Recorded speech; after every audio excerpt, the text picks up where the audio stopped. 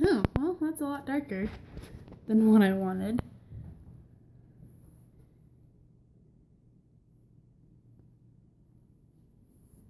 Let's see. Here. There. Nope. It's too far away. Okay, well. Nope, I don't like this either.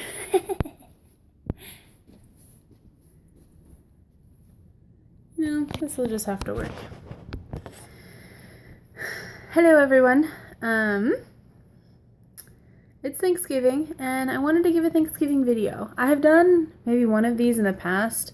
It was 2013. We were camping in Woodland, so it wasn't that far away from my house back home in Washington. But, and then last year we went camping with my grandfather and the dogs in Cannon Beach. Or it was in Oregon somewhere. Well, this year, as you can probably already tell, I did not go home for Thanksgiving. And the reasons, like most other traveling choices, is financial. We couldn't afford it. But hey, it was this or Christmas, and we decided to go with Christmas. But I wanted to create a video of what I'm thankful for. Especially because it's Thanksgiving, and I feel very thankful for a lot of things today. First off was food. It was glorious to, not be home and not without food. Like, it would really be unfortunate if I didn't go home and I didn't have food. So I was very grateful for this family within the church who hosted everyone who had stayed home this Thanksgiving. So it was an upwards of at least 20 people. It was pretty small compared to what you would think, but it was about 20 people who did not go home for Thanksgiving. And so they had ham, turkey, green bean casserole, yams, mashed potatoes, gravy.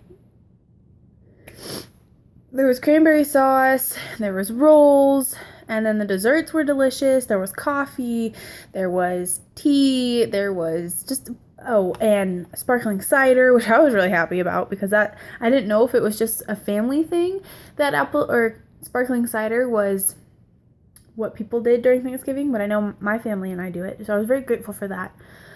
I'm extremely grateful for my family just because there's a lot of technicalities going on in terms of next semester. So for those of you who are not in my immediate circle, I will be in New Zealand for 5 months.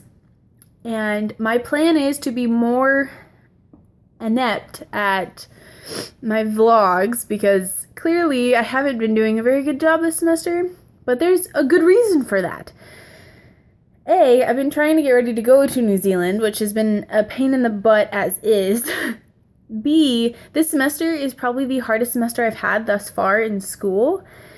And C, I am living on my own, providing my own food, and taking care of my own stuff. Like, if I have car trouble, it's on me. So it's that first semester where everything's just piling up, and so I'm learning how to juggle. So part of that is I just forget that I do that. So yes, I will be studying abroad in New Zealand for 5 months this coming spring, so from February to June. And I want to be more adamant about the videos that I make, and I have so much vision for that. But so I'm very grateful for my family because they've been helping me with the dates. They've been really patient with me. This semester has been crazy busy, and I'm so grateful for my family and their patience with what I've done because my communication hasn't been that good. I can get frustrated at things easily with school or with things here. So I'm very grateful for the patience and the love I feel from my family, just in regards to me studying abroad, but also for them supporting me in my decisions that I make, always being there when sometimes I'm not feeling okay. Like, and a great example of how I'm grateful for my family is it snowed 2 days ago. Like, it was the first blizzard, first snowfall in Montana, specifically Missoula, this year, and that's really late. It's ridiculously late. Usually we have snow on Halloween, before Halloween, and it's Thanksgiving, and we just had snow for the first time 2 days before Thanksgiving. So snow, blizzard, I'm slipping and sliding everywhere. It's a pretty intense, like, I'm in my 4-wheel drive pretty much the whole time, and I did my nanny job the first day that it was snowing, like the blizzard was in Missoula as I was taking kids to and from places. So it was a pretty hectic, crazy day. And so I noticed that I was sliding even in my 4-wheel drive, so I had to ask my dad. I was like, okay, should I be in 4-wheel drive the whole time?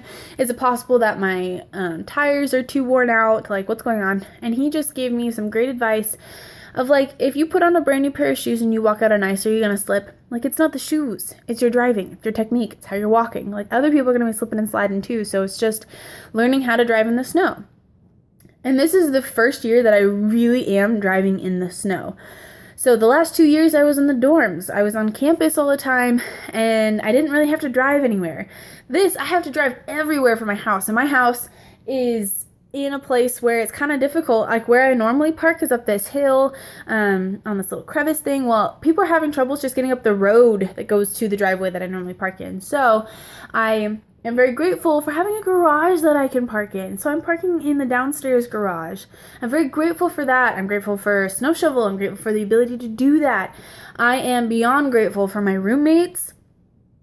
It's just, this month we've clicked. Like, it's finally, we're getting cohesive. We're getting really comfortable with each other. And it's just, we're all happy to come home now. And that in itself is a great blessing, because they accept Amber, who I'm also very grateful for. Like, she's becoming more lovey-dovey with me, and I'm especially grateful for that, because when I'm in New Zealand, she's not coming with me. And so a fear that I have is I'll be away for 5 months, and when I come home, she won't remember me. But with the way she's acting right now, I don't have that fear. Like, if I'm laying in my bed, she'll be up on my stomach if I'm awake. And the first time that happened was probably 2 months ago. Like, it hadn't happened in the entire year that I've had her. And it's just been a year, so another fear I have is I'll be away and she'll pass on, because that's what happened with my old cat when I moved to college, when I moved to Missoula. So there's some fears going on with that, but I'm beyond grateful for the relationship I have with Amber, the cat, because there's other people named Amber. So, which also reminds me, if I get a pet, I'm not going to name it a human name so people don't get it confused with people that they might possibly know. So that's for future reference, but regardless, I'm very grateful for my cat, Amber, because without her, without the cuddles I get with her, it's just one of those feelings of unconditional love. And I personally think everyone should have that, regardless of the animal that they choose to have it with. But that's, again, just personal. I'm grateful for this house. I mean, yeah, it gets a little cold, and it's kind of hard to keep the heat up, but I have a roof over my head, a good roof over my head that doesn't blow off in the first thunderstorm that it meets. Yes, the kitchen has carpet, and yes, the countertops aren't that great, but I have a kitchen, and I have a fridge that works. I have electricity. Like, the list goes on and on about being grateful for things. And a lesson that Tyler taught on Sunday was that gratitude guards your heart. When you're feeling like, he was talking about how during this time he can get really pessimistic, he can be focused on what other people have and what he doesn't have, like, and it's not just physical material things. It could be, wow, I wish I was that expressive, or wow, I wish I had that creativity about me, or that trustworthiness, or that quality. And that taking a step back and looking at what God has given you guards your heart, because then you're not focused on the differences. One way that you show gratitude is different than the next person. And by that gratitude, you're guarding your heart against hardening. You're guarding your heart against the prejudice or the pride that could get through there, or just plain yuckiness. I mean, it was such a great lesson, and his examples were spot on, that he challenged us to be grateful throughout the week, so that if things are happening in our hearts that we can't control, that we instantly think, okay, what is a blessing? What is something I can be grateful for to help counteract that? And today has been full of blessings. Another kind of really cool, fun blessing that I have is what we call encouragement dates. it's basically just a time to get to know each other. So it's not a romantic date. But anyway, we went to bingo. And I had never played bingo before like that. And it's exactly like you expect. When you walk in, there's rows of chairs and tables, and there's people with white hair with multiple cards. And you walk in, and the lady starts giving you directions, and you're like, oh my gosh, that is information overload. What am I supposed to do? Okay, what, like, there's monitors in each corner that show one ball, and then she says another ball, and then there's a board, and it's just crazy. So we walk in, she's giving us all these options, and we're like, we have no idea what we want to do. So we grab the, like, basic packet, one per everybody, and it turns out to be pretty expensive.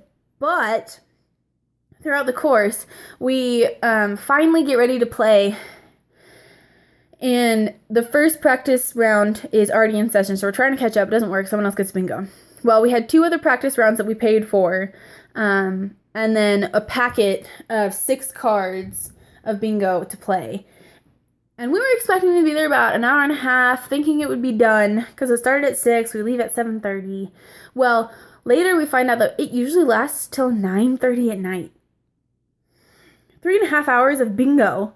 Like, okay. So for me, that's appalling. I'm like, I don't know if I could play bingo for 3 hours.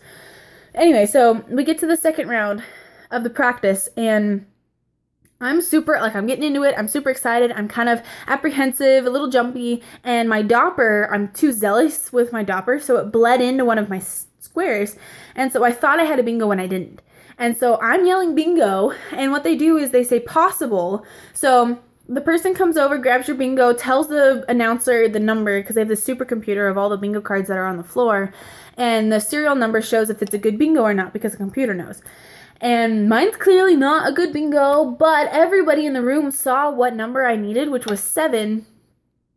And 2 balls later, 7 comes up. But there's an etiquette of how you call bingo. So I was under the impression that when the ball shows up first, you immediately say bingo. Well, the way that they have their room set up is that there are monitors in every corner, and a ball shows up on the monitor. You get a chance to see what it is. She takes that ball off, and another ball comes on to the monitor. It isn't until she says that ball she just took off that you're supposed to say bingo. I thought you were supposed to say bingo in between.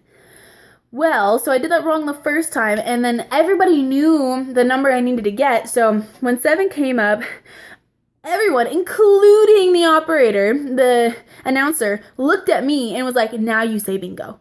Like, they knew that I won. So I'm like, okay, bingo. Like, yeah. I won $63 at bingo. So the 3 other people that I'm with are starting to get really into it, really competitive. Like, oh my gosh, we can win money. And so one girl, the other girl that was with me, was like, okay, where are you guys going to take us out to dinner? Because if we win more money, we could go somewhere else. Like, we can maybe get a higher end deal. Well, they planned on taking us to a Chipotle, and I'm like, oh, Montana Club sounds really cool. Maybe we could go there. So we keep playing, another practice round goes on, and then the first round of the legit game begins, and each card you play twice. So the first one is like straight anywhere, and the second one is like you got to get another straight or whatever. The first time I didn't win, but the second time I did, and I won $60 or $70. So total, I won over $100, $133 worth of bingo. It's basically gambling. Like, so with winning that, we're like, oh my gosh, like, they're giving me like fist pumps and like, go Elizabeth, and I'm like, I don't know how I did this. Like, what are the odds that I win twice? So we end up going to Montana Club, and we all get an appetizer, which was delicious, and I get a steak because I was all about that. I was actually craving a steak the whole day, so I was really happy I got my steak for dinner. And then Kelsey and Sebastian both got a burger. Cole got chicken parmesan, and then we all got desserts, including drinks, and a 15% tip with money left over. And I used that money for contribution to church. I have a lot to be grateful for. Have had glorious meals this week. I've had a great patient family, both here and back home in Washington. And I am more and more excited to see how God works in my life through just the rest of this week, but the rest of the year and into next year. So I wanted to do a thank you video to show why I'm thankful for this Thanksgiving. Maybe it'll inspire you to do one too. If not, that's okay. But thanks for watching and see you sometime. I don't know. Bye.